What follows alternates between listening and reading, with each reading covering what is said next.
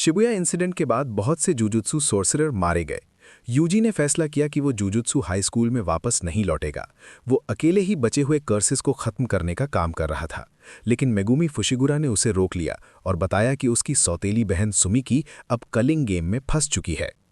UG, Megumi, Utah उटकोत्सु, माकी Zenin, यूकी त्सुकुमो और चोसो सब tomb of the star corridor में मास्टर टेंगेन से मिलने पहुंचते हैं। टेंगेन एक इमॉर्टल जैसी फिगर है जो कर्स्ड एनर्जी को बैलेंस रखती है। जब वो सामने आती है तो सब हैरान रह जाते हैं। उसका रूप बहुत अजीब है। यूजी तो सीधे पूछ बैठता है, आप लोग इतने वियर्ड क्यों दिख रहे हो? टेंगेन सबको केंजाकू के असली प्लान के बारे में बताती है। केंजाकू, जो सुगुरु गेतो के शरीर में छिपा हुआ है, असल में नारितोशी कामो का शरीर इस्तेमाल कर रहा था। उसका मकसद पूरे जापान की पॉपुलेशन को टेंगेन के साथ एसिमिलेट यानी मिलाना है। इससे सारी मानवता एक हाइव माइंड में बदल जाएगी, जैसे इवेंजेलियन में इंस्ट्रूमेंटैलिटी प्रोजेक्ट। इससे कर्स्ड एनर्जी का स्तर बहुत ज्यादा बढ़ जाएगा, लेकिन साथ ही दुनिया का नाश भी हो जाएगा। टेंगेन बताती है कि केंजाकू का ये प्लान पहले कई बार फेल हो चुका था, 6 आइज वाले यूजर जैसे गोजो और स्टार प्लाज्मा वेसल रिको आमानाई की वजह से। लेकिन टूजी फुशिगुरा ने रिको को मार दिया, Gojo prison real miss seal हो गया और केंजाकू को गेतो का शरीर मिल गया। अब प्लान पूरा होने वाला है।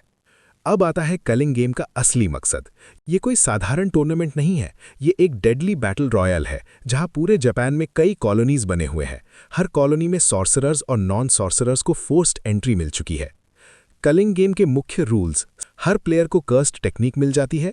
पॉइंट्स कमाने के लिए दूसरे प्लेयर्स को मारना पड़ता है। 19 दिन बाद अगर कोई पॉइंट्स नहीं कमाता तो उसकी ब्रेन से कर्स्ड टेक्निक निकाल ली जाती है और वो मर जाता है। गेम तब तक नहीं रुकता जब तक सारे प्लेयर्स मर ना जाएं। लेकिन एक खास रूल है, प्लेयर्स पॉइंट्स जमा करके नए रूल्स ऐड कर सकते हैं। केंजाकू का प्लान है कि कलिंग गेम से इतनी कर्स्ड एनर्जी इकट्ठा हो कि मर्जर पूरा हो सके और टेंगेन के साथ एसिमिलेशन हो जाए। यूजी और बाकी सब शॉक्ड हो जाते हैं। मेगुमी की बहन सुमिकी को बचाने के लिए उन्हें जल्दी एक्शन लेना है। सुमिकी अनविलिंग पार्टिसिपेंट है और अगर वो कॉलोनी में नहीं गई या पॉइंट्स नहीं कमाए तो वो खतरे में है।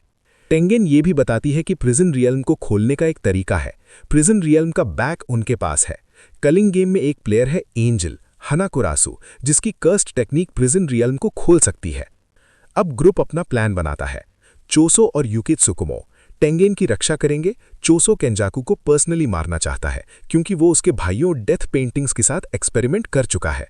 माकी जेनिन क्लैन के वॉल्ट में घुसकर पावरफुल कर्स्ड टूल्स लाएगी।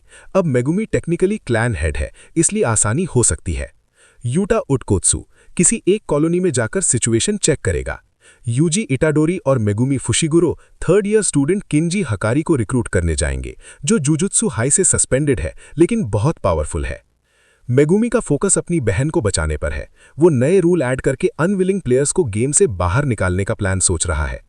एपिसोड के अंत में कुछ लाइट मोमेंट्स भी हैं, जैसे यूजी का पुराना वाला एनर्जेटिक अंदाज थोड़ा वापस आता है, लेकिन ओवरऑल टोन बहुत सीरियस है क्योंकि अब स्टेक्स पूरे जापान की किस्मत से जुड़ चुके हैं। तो दोस्तों, ये था जुजुत्सु काइजन सीजन 3 के एपिसोड 3 का पूरा रीकैप। कलिंग गेम के रूल्स समझ आ गए होंगे। अब अगले एपिसोड में एक्शन शुरू होने वाला है। कॉलोनीज में एंट्री, फाइट्स और गोजो को छुड़ाने की तैयारी। अगले एपिसोड के रीकैप के लिए चैनल पर बने रहो।